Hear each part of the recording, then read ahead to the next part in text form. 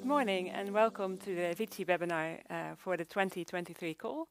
My name is Dineke Pardijs. I coordinate the talent programs across the domains, and I'm here with my colleagues from different domains who will be organizing the call for you this year. And yeah, just so you know, this will be recorded so other people can look at it later. The program for today, we're going to start with a Mentimeter. Just some short questions to see who is here and why you are here. So you can already go to the link and put in the code that you can see above to sign up for that, and then you'll see the questions in a bit. After that, my colleague Casper will talk you through the reorientation consultation that we've been through the last year or so with the talent program, and what changes this brings for the Vici call. After that, my colleague Leon will talk you through some more practical aspects of the next round and what candidates can expect. And then we'll have quite a lot of room for questions at the end with some other policy officers as well. The first question I want to ask is, in what capacity are you interested in the Vici program? We've put an other, but I expect, some others. It will mostly be applicants and grant advisors. And one thing while everyone is signing up, I want to let you know that you can already start asking questions in the Q&A as the presentations are ongoing, and then we can compile them and look at them and prepare for the question session. And one other thing is that we said originally that this would be from 10 to 12, but we decided maybe 1 hour of procedural talk is enough for anyone on a Thursday morning. So we'll try to keep it a bit short and end at around 11, and then we can all recover. So we have quite a lot of applicants, that's very good, and some grant advisors who no doubt represent even more applicants. The next question is the domain you are interested in. We have, all the domains there. And obviously it's possible that you are interested in more and still deciding on which to apply for. The procedure will be largely the same between domains, except this time there will not be interviews for the science and social sciences and humanities domains, but more on that later. It looks like science and social science and humanities have the biggest group here. That's interesting. And yeah, okay, so we can be ready for a lot of applications for science possibly. And finally, the topics you are interested in for today. Obviously you can also ask questions, but we would like to know why you've come here, and if you can just put in some keywords about things you're interested in. Aha. Yep. Why no interviews? People have seen the new key output section. That's good.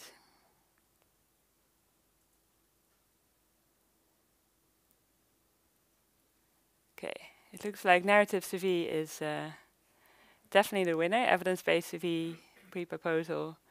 Yeah, that's a big part of the change, that this will be part of the pre-proposal, and that there will be a decision on this. And there's been some changes in the layout. See if anything else comes in. Great. Well, thank you very much. And then I'll give the floor to Casper for the next presentation.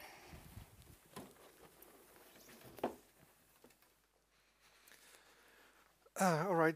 Thank you, Dineke. Well, as you see, my name is Casper Gossink. I work at the social sciences and humanities domain, but I'm also involved in the reorientation of the talent program, which is to say the structural changes that we're making in all three programs, so VENI, VIDI and Vici.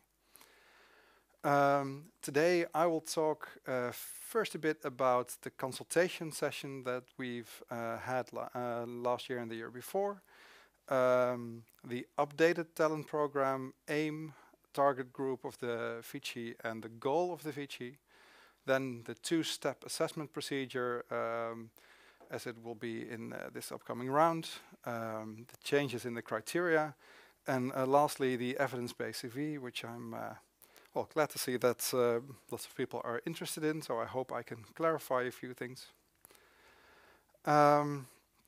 So to start with the consultation, in 2021, NWO wanted to know if the programs as we had them still met the demands of lots of groups that are relevant to our program. So we consulted a vast number of people.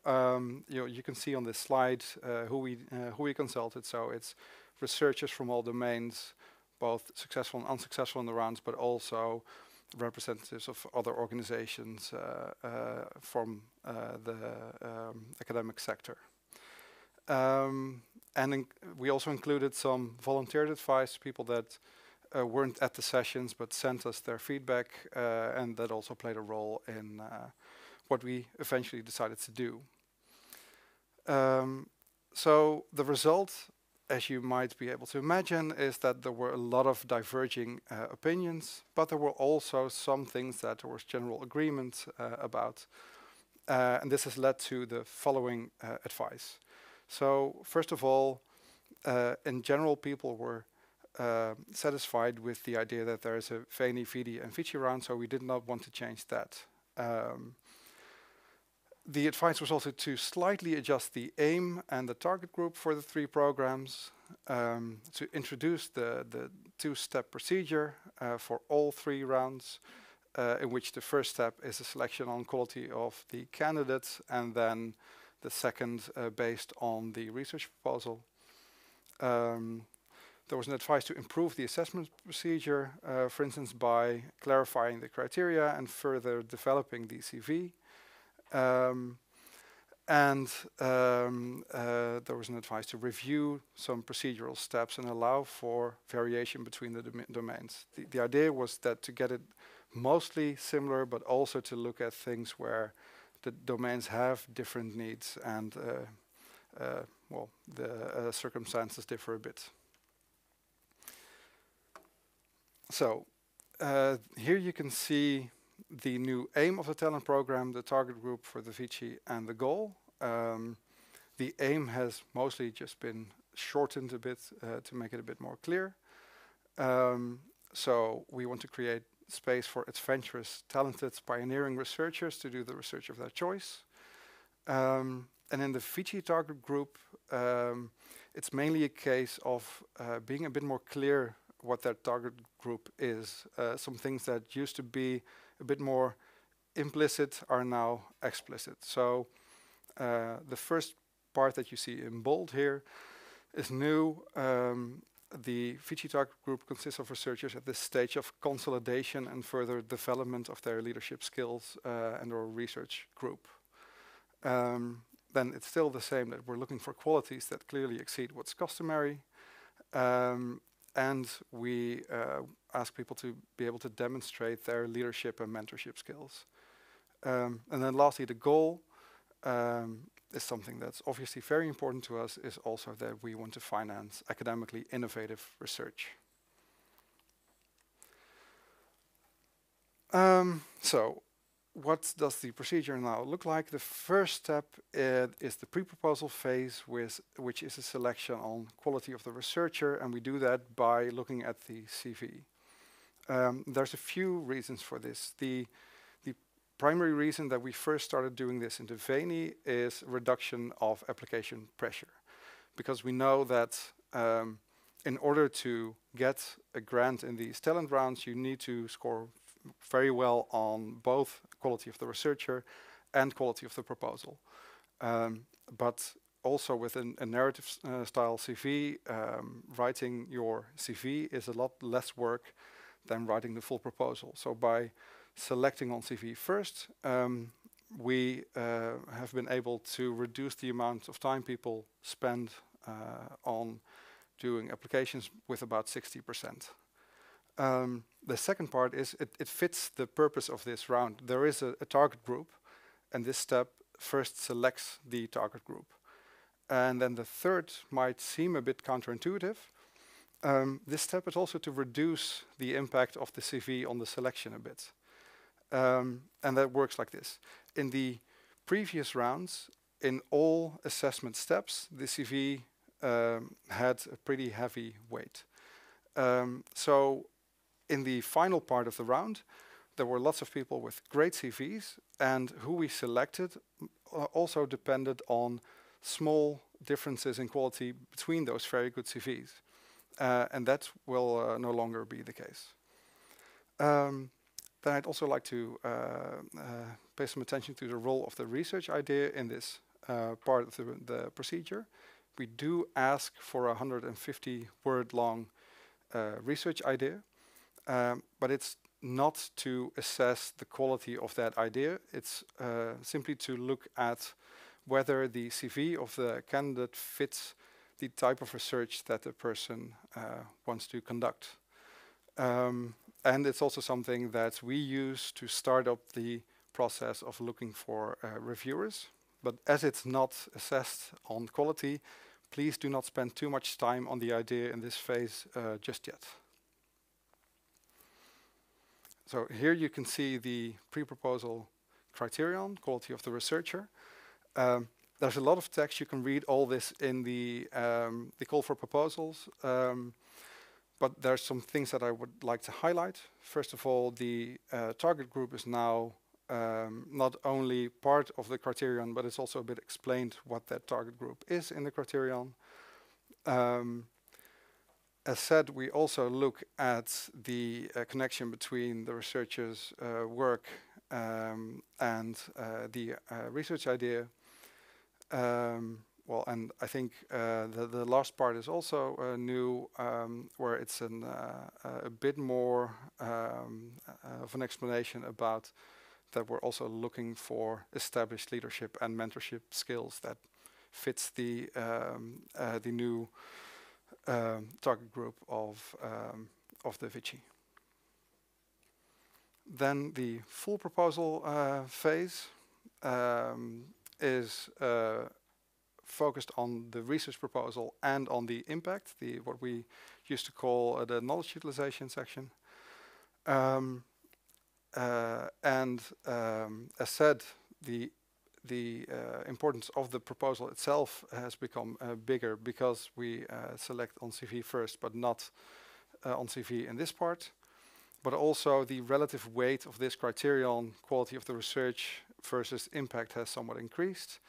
And in case that in the end two proposals end up with the same score, ties can now be resolved by selecting the application that scores highest on the quality of the proposed research.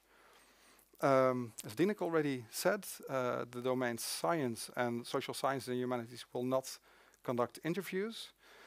That's because these are the domains with the highest number of applications. We also need to fit the procedure within the time that we have. There's lots of time invested by applicants, but also by the committee in this final step.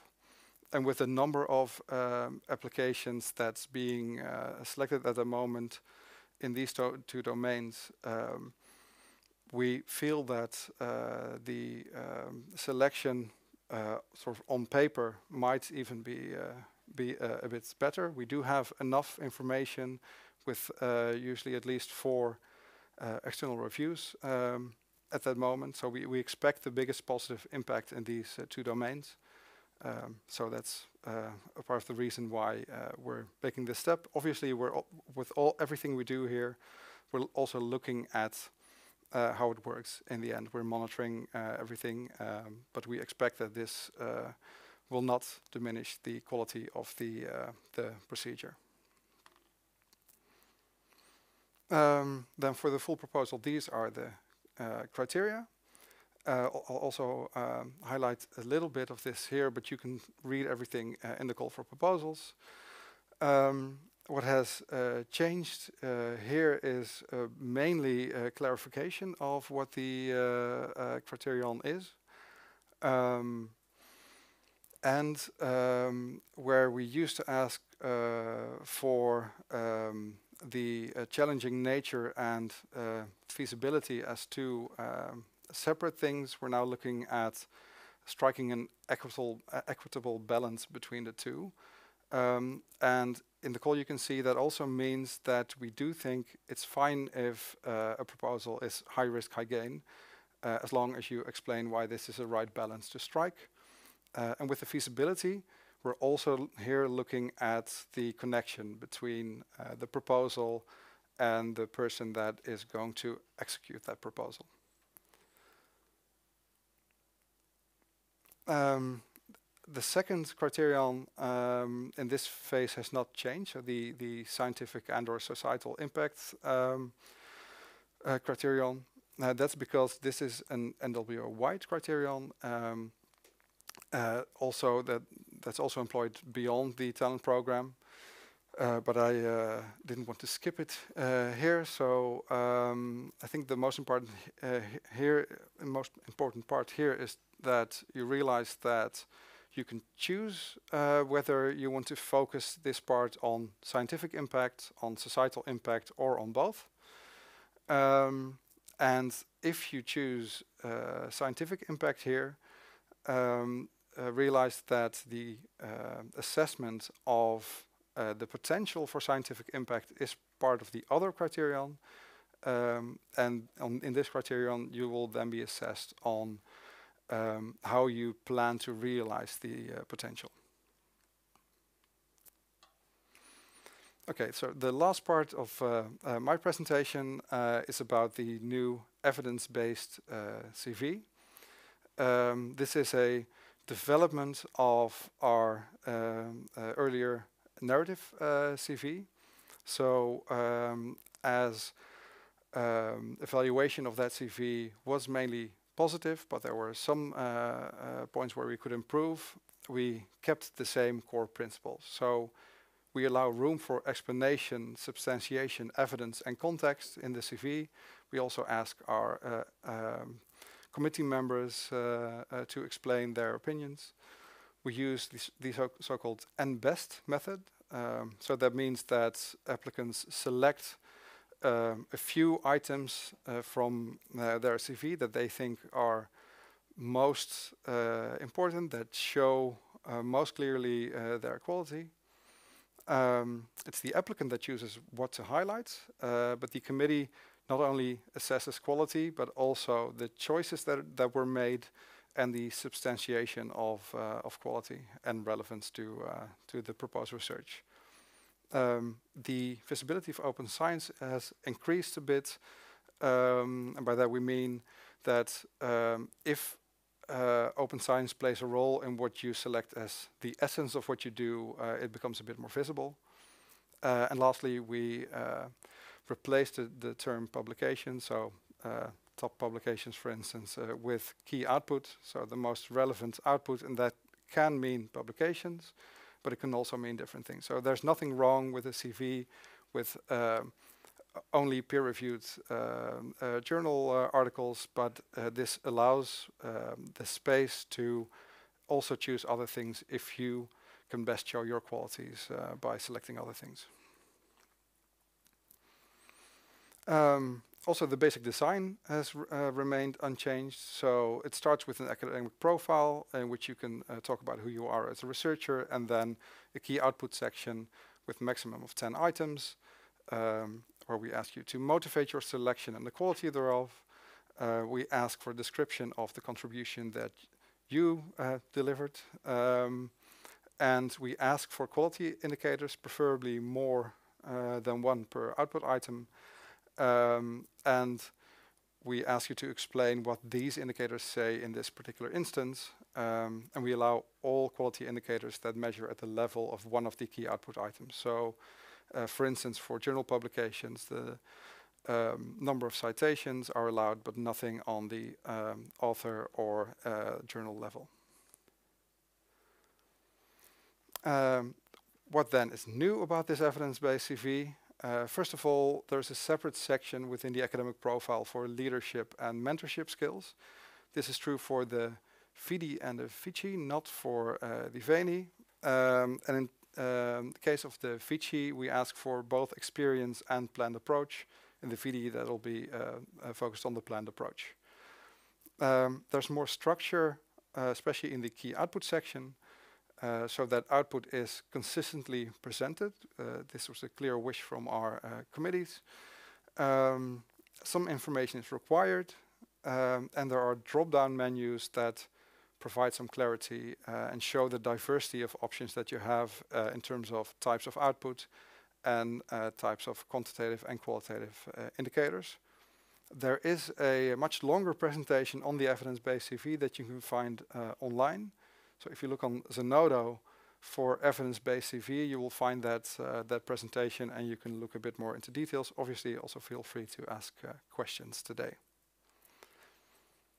So this is my last slide, which you probably can't read that well, but this is just an indication of how the what the drop-down menus look like. So there's one for output type, one for indicators, and it ranges from peer-reviewed articles to exhibitions, technical reports to data sets, and the indicators from citations to originality, policy effects, but also personal development. So you can also say, okay, I've listed this output not because it shows impact, but it shows that I've personally developed. So that's it for my presentation. So I'll now give the floor to Leon. Yeah, thanks, Casper. Good morning, everyone. Yeah, as already said, my name is Leon Loy, and I'm working for the Applied Engineering Sciences domain, and I'm the co-coordinator of the Vici. In the coming minutes, I will basically present some of the more practical aspects, and most notably also the new timeline. But let's start with some basics here. Well, we can apply is, of course, it didn't change much. It's about experienced researchers who have obtained their PhD a maximum of 15 years after their PhD. And we count the reference date of the 1st of March in 2023 for that. You can apply from anywhere, but your research has to take place at a Dutch university or host institution.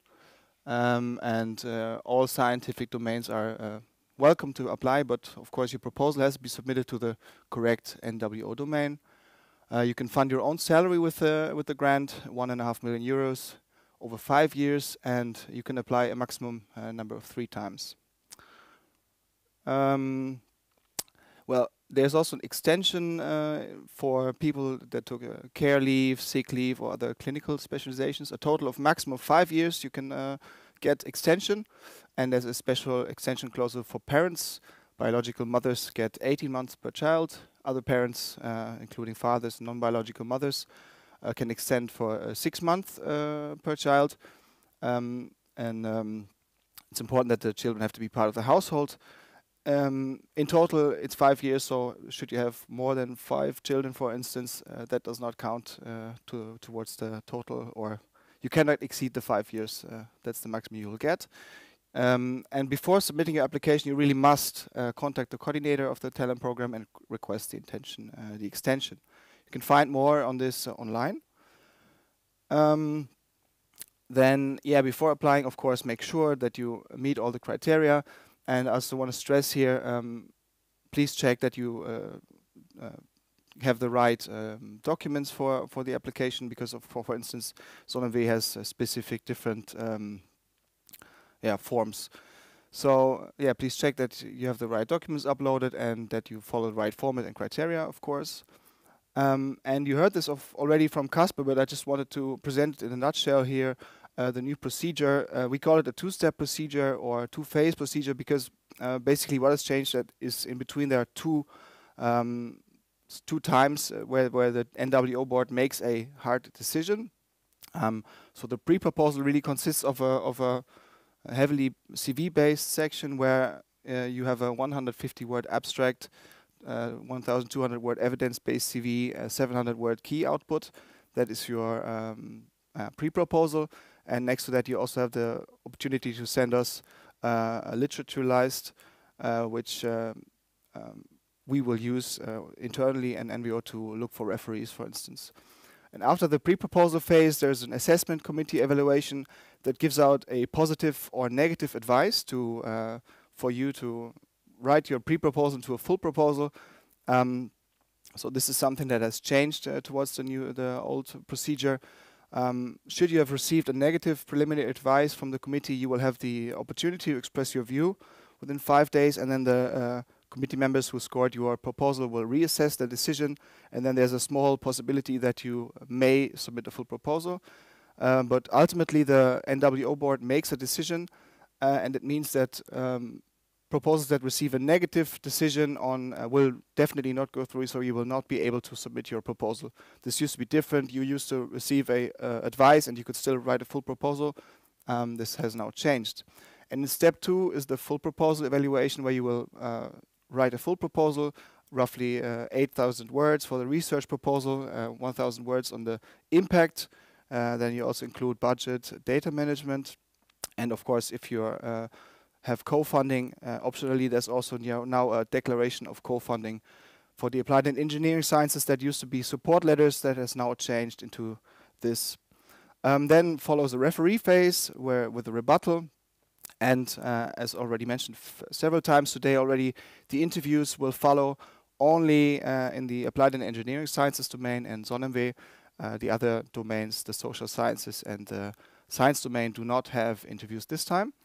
Then there's an assessment committee evaluation for all domains, and finally an NWO board decision. And that brings me to the timeline. Basically, when does that take place? So the deadline for the pre-proposals is quickly approaching the 14th of March in 2023, yes.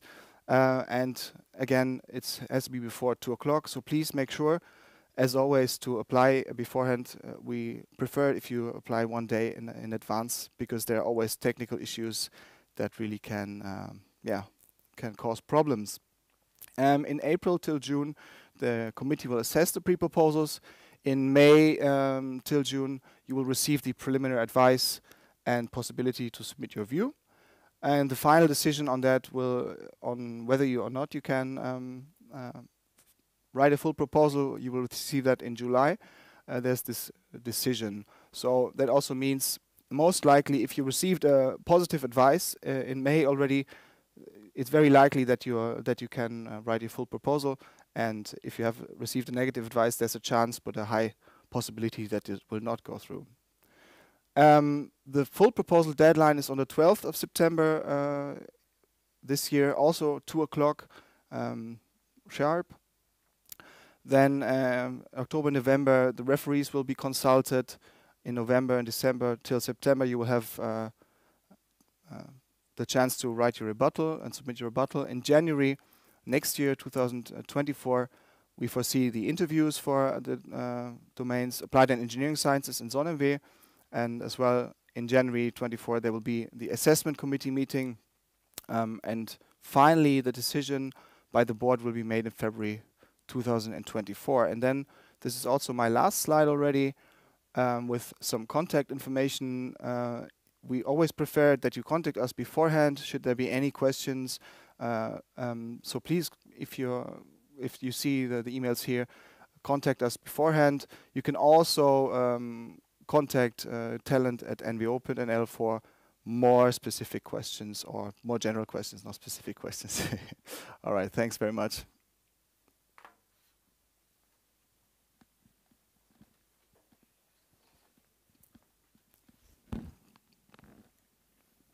Thanks very much. And we are here with some other colleagues. So you've seen Casper and Leon. And we have Margot Snell from the science, and Sanneke van Vliet from the SonMW domain. We have a lot of questions, so I'll go straight into it. One question we got a lot is, and maybe I'll ask Sanneke this, whether the pre-proposal, how it will be evaluated, whether it will be sent to external reviewers as well. The pre-proposal? Yeah. The pre-proposal is only judged by the committee itself. So that's not changed compared to last round. The pre-proposal phase was only assessed by the committee, and that stays the same. Okay.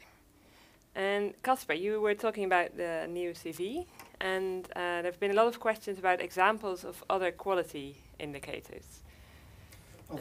I know we're always afraid to put examples in our documents. Yeah, maybe that's a good place to start. When developing this new evidence-based CV, there's been a bit of a discussion whether giving examples is a good idea, because if we give examples, usually people stick to those examples and don't really dare do anything more. So what we've tried to do is create a list of the most common indicators that fit our rules. So I think the most obvious types of quality indicators that people know and use often are citation-based, both just the number of citations, but also in a relative sense, or a relative citation ratio. But it can also be use by industry of your results, or it can be that there has been policy implications of what you do. There are old metrics that you can use. So please also look into the list. I think that, we've listed a lot of things. Things I'm not sure if people know the World Cat Holdings. It's in name my personal favorite. That's, for instance, an indicator that can be relevant to the humanities.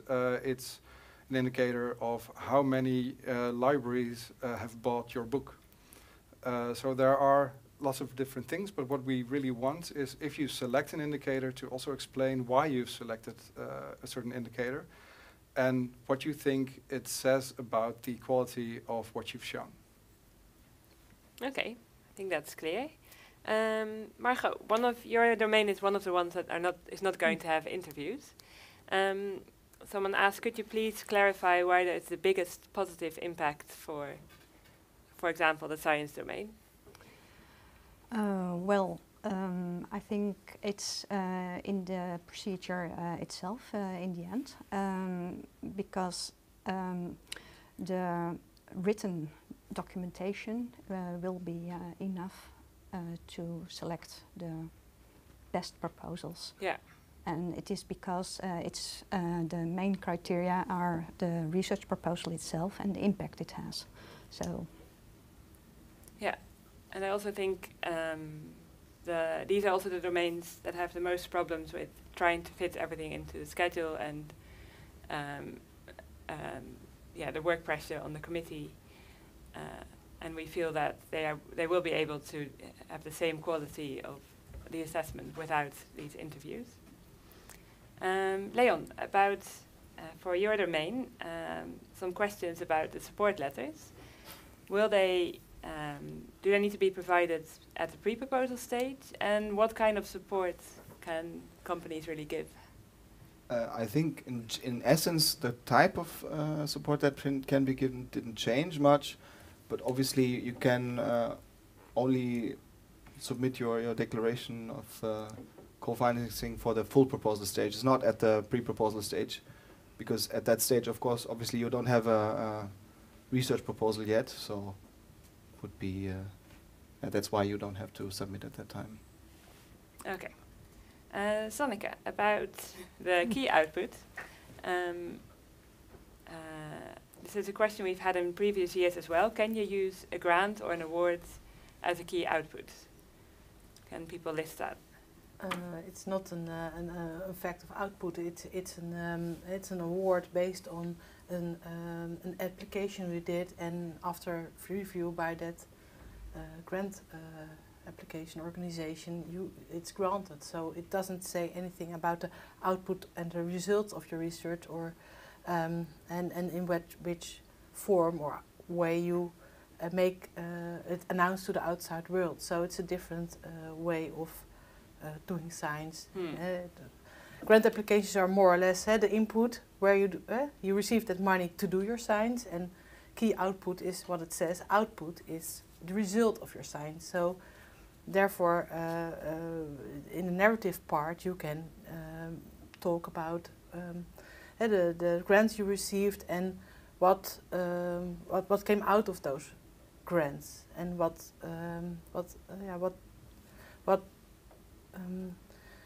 how do you say that? The grants, what you received, and therefore what research you did, and then how you built your research line. Exactly. So you can still mention it, but it's not a key course. output as such. But you can still you can mention explain it in the narrative part. Yeah, exactly. Someone asked about the research idea. What is the role of it in the pre-proposal? Can I theoretically leave that blank? Maybe Casper, that's. Theoretically, I think you can leave anything blank that you want. I don't think it would be a smart decision because in the criteria, we do ask for the link between the CV and the research idea. So if you want to explain why you are suited to execute the type of research idea, it's good to have that research idea. I think our committees won't be that positive if you say nothing about what direction you're heading in, what type of research you want to do. But we don't need a fully thought out plan yet. Yeah. Okay. Then there were also a couple of questions about the 15 years post PhD and why this is still limited, because candidates might still get to this point of consolidation a bit later in their career. Sanneke, do you have anything to add about that? From the reorientation work group, we are still working on this question. So the reorientation, you see it's in some steps in every round there are adaptations, and this big question about the target group and if are the limits are still fit within this modern new world compared to the criteria which are used for long years, is a question we work out now at the moment in the reorientation work group. So we are not there yet, but yeah. And I think, I don't exactly know the timeline yet because it also depends between the Vici, VD and Veni, of course. So yeah, we have to really work that out before we can make that a new a step. lot of moving parts still. Margot, some practical questions we got about people are keen to start on their full proposal. One is because the procedure is quite long, can you still change your topic going to the full proposal? And also, when will the full proposal form be available? Because we've only uploaded a dummy file now, which might be disappointing. Yeah. Maybe the most important question is then, when is the form available? We think it will be in April. So it's rather soon. And at the moment you have your decision on the pre-proposal or the view part. Then you can start already with your full proposal.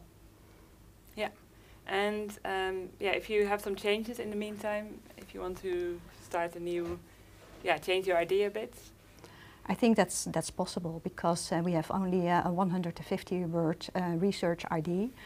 And I think there is room enough to give it a bit of a change. So, yeah, it's only natural. Also, if you want to change the title, that's absolutely fine, as long as it's not a completely new research topic or field, because the committee has looked at your CV and what you've done before in relation to the idea. But it's only normal that there'll be changes. We also got quite a few questions about this.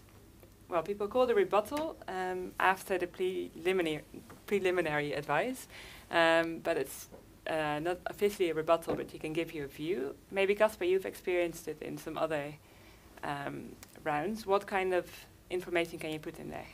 Well, this phase is mainly meant to make sure that any mistakes made by committees, the people in the committees are only human, so they might read over something sometimes, can be rectified.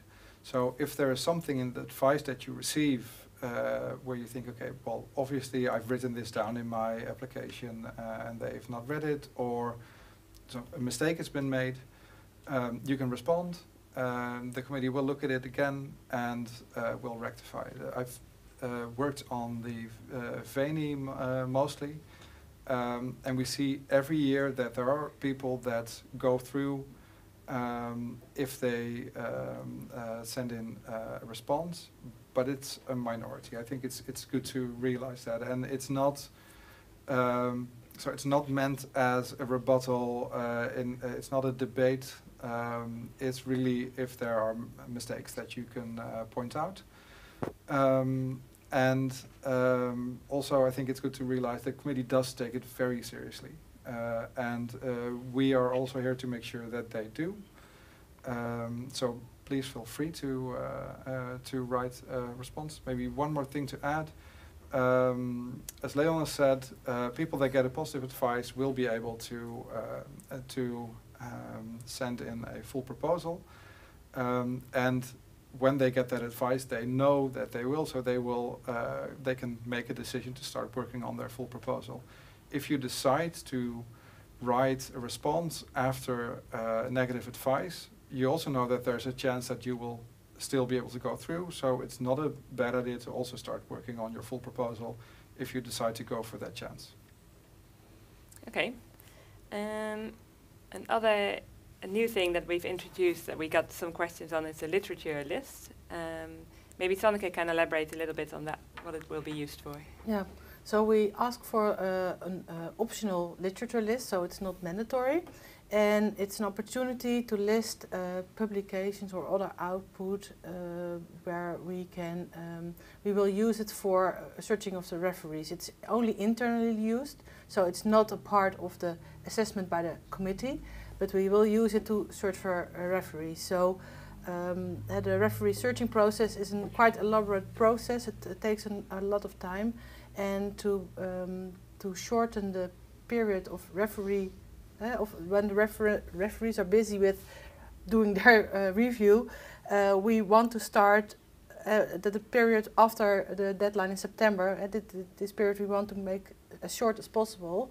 So therefore we want to start earlier on also on searching for referees, and this list will be really helpful for us. It doesn't mean if there are names on the list that we are going to use it, but it will be helpful for us. It's different from the non-referee list because that's the exclusion of referees, and this is a suggestion list for us. So there's a difference between the two lists. You can both optional can list in the application in the pre-proposal phase.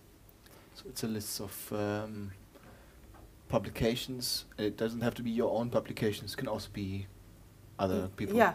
Because if you are in close collaboration with those referees, you will be excluded. Of these people will be excluded. So, because then there is a personal interest. So those people are indeed excluded. Yeah, that helps us to prepare, to give us a head start about what really, about your field. And then obviously we are going to check them again, and when we use the full proposal to find reviewers. But it just gives us some information to start with. Yep. And is there a special way people need to fill this in?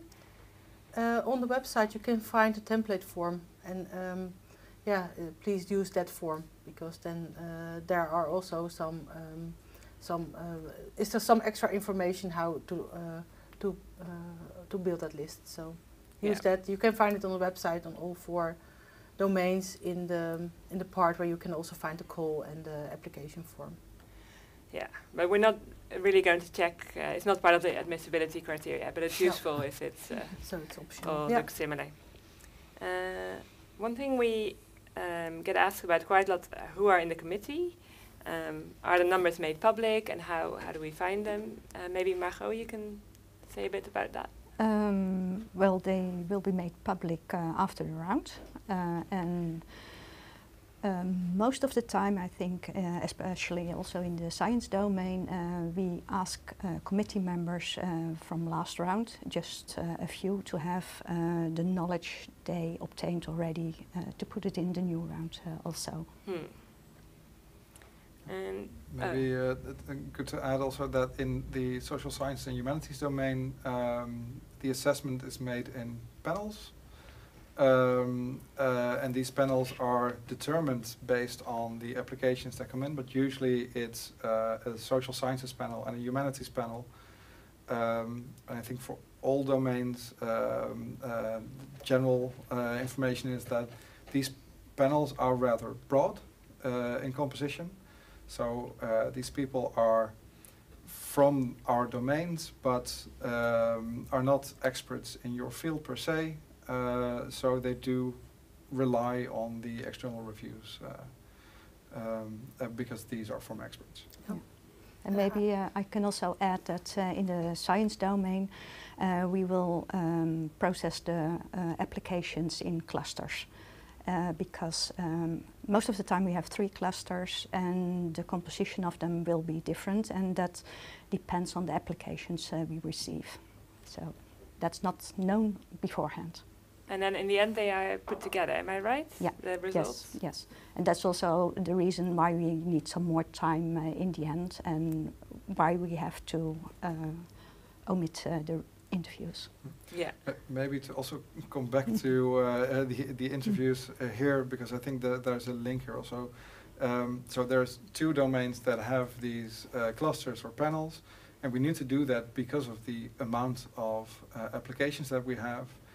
But it also means that in the interview phase there are more interviews to conduct, and simply that volume makes the interview somewhat less reliable. So we have also been asked specifically by people from social sciences and humanities and from the science domain, from researchers in the field, whether having interviews is still a good idea. So we're also trying to listen to the people from the fields that we work with. Yeah, and to add even a bit more context, broader in NWO, there's also a movement going to look at all our procedures, because we are aware that candidates and committee members put a lot of work in on top of their other work. It gets harder and harder to fulfill all our requirements, and we're looking at all the steps we are taking in every procedure, and are they really still necessary? Obviously, interviews add something, reviewers for the VENI add something, but is it necessary to fulfill our job, to find the candidates we need? We have quite a few questions about the key output and what people list, things that they want to list, and can they do it or not. So I'm just going to name a couple. Leon, maybe for you, a patent. It could be an impact indicator, but it could also be a key output. How should people deal with that? Maybe I can take over this, because this is the only thing that's both in the output list drop-down menu and in the indicator drop-down menu. So it is a good a good thing to ask, because it can both be an output and an indicator of quality. So this is the exception to the rule. Nothing else is in there double, but this is. Yeah, maybe just to add also, of course, industry support is often regarded as a sign for that your impact that you want to reach, your societal impact, is substantiated. So for the applied and engineering sciences, always makes sense to have industry support and show that. Yeah. And then there's some other things. Can you name a festival? Can you name journal names? Can you name publications that are not academic? You can list festivals. Yes, there's things like exhibitions also in the list. You can also add things that are not in the list as long as they meet our criteria. So anything that is considered output, that is the result of your work, can be listed. So that's absolutely fine. Yeah, we're ready to be surprised, I guess. Yes, I think there's, in case of social science and humanities, on our website you can also find an article. I think it's called Science Beyond the Journals.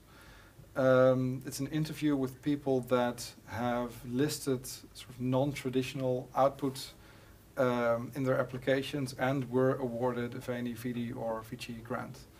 You can also see there that it's a minority of people that do, but it's not a small minority. It's in our domain, it's about 25% of applications contain output that is considered non-traditional,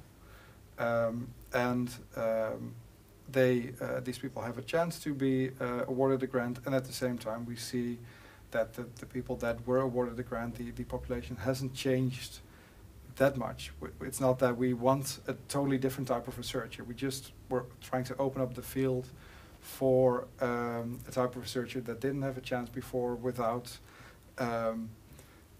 reducing chances for traditional researchers significantly. Okay, I think this will help. The other thing, understandably, that we got a couple of different questions on is how many applications do you normally get? What are my chances, basically? How many places are there, and how many people are cut off during the pre-proposal stage? Maybe you can start with Sanneke, and if it differs wildly in the other domains, people can comment. I have the numbers by heart now, not the percentages, but maybe you can calculate it quite quickly. In 2021, we had 56 applications, and from them, 24 went to the full proposal phase. Well, sometimes people go against advice, so then maybe 27 kind of were in the full proposal phase, and we could award 6. So this is for the Zonneweg. This for Zonneweg, yeah.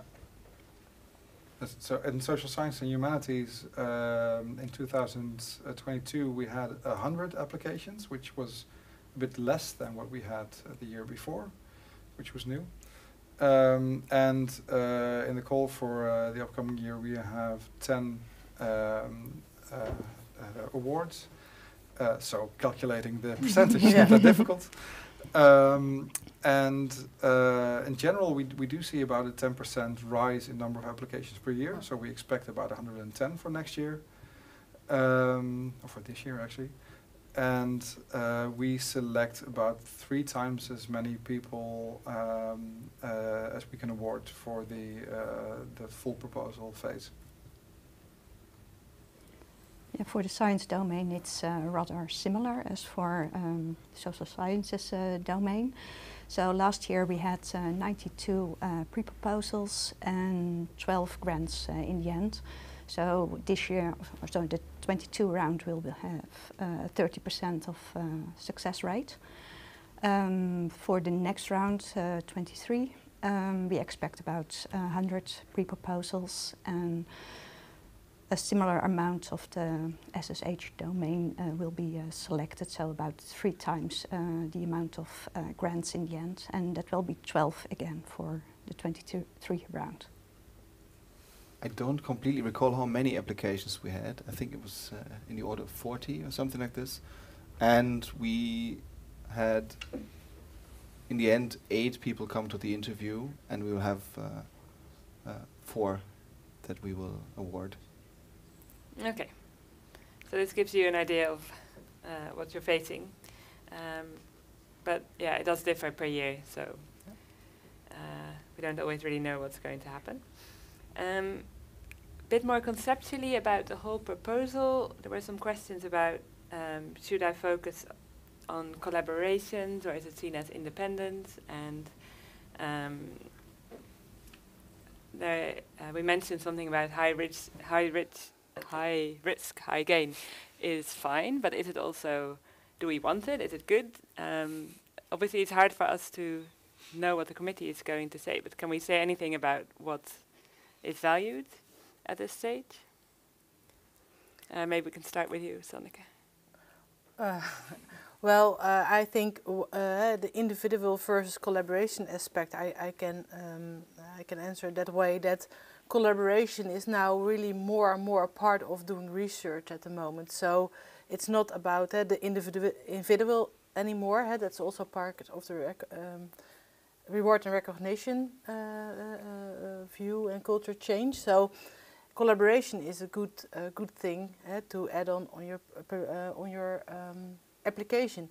Still, it's a career grant, so it's also about you, what you did and how you see your career developing and what you did in the years before. So it's really an interaction between the individual part and also the collaboration, because you can't do research on your own. At least in the medical sciences part, it's a collaborative effort. So collaboration is also included in this in the grant.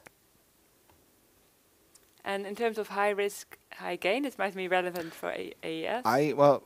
I do find, well, in the committee meetings I've been in, I think that this high risk, high gain research is sometimes also rewarded if it's a well-written proposal, and if it somehow the committee has the confidence based on the reviewers' reports and all that, that this is somewhat successful. So it's not promising blue sky research that you cannot deliver. Is not appreciated, but I really feel that committees really like also innovative ideas and disruptive research as well.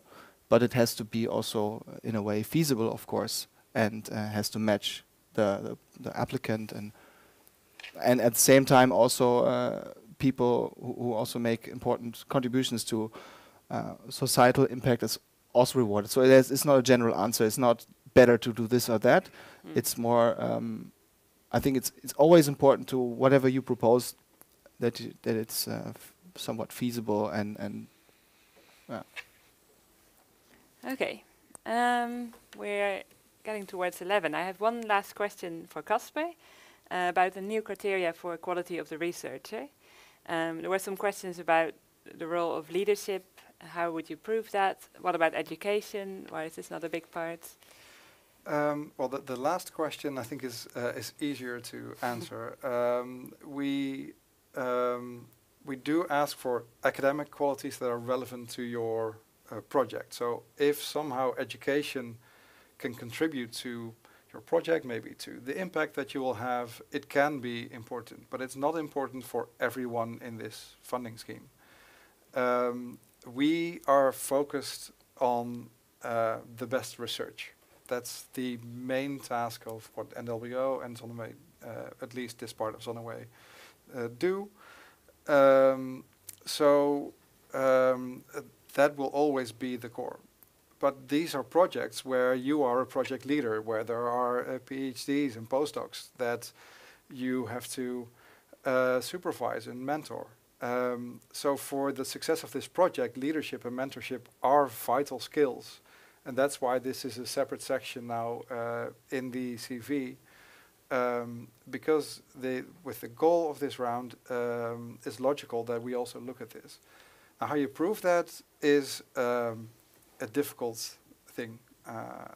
We don't want to simply assess these skills based on the number of PhDs that you have supervised, because that in itself is not an indication of quality per se. But then I know you come to the question, then what is? I think we come back to, you have to explain your approach, what you've done before, and then other academics that are in our committees will look at that and they will assess whether they think that you've shown your skills convincingly.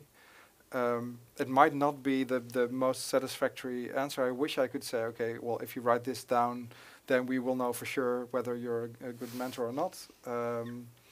It's not that easy, but still this quality is so essential to being able to conduct a Vici project that we feel we cannot leave it out.